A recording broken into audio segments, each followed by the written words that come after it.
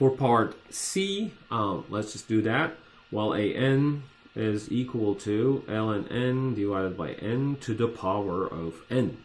Okay, so limit of the nth roots of absolute value of an is equal to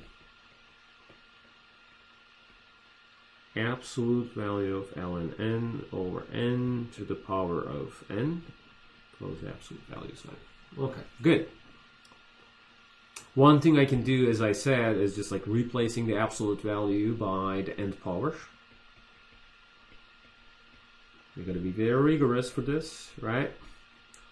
So all I'm going to do here is that I'm going to retain ln n over n inside the absolute value, but I'm going to raise it to the power of n. So this becomes the nth root of the nth power of an expression, which is equal to the absolute value of ln n over n. Okay? Well, n goes to infinity, ln goes to infinity as well. ln takes the positive values in the limiting sense, so I can get rid of the absolute value. So now let's see what kind of indeterminate form we have. You see, like, all the skills that we learned in Calc 1 is going forward to Calc 2, and we use them all the time in Calc 2. So ln infinity is infinity, n approaches infinity, so this is infinity over infinity type indeterminate form.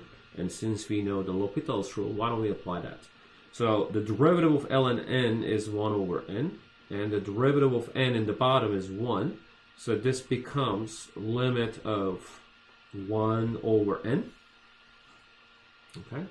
Well, that's a relatively easier limit, right? So the limit is 0, which is strictly less than 1.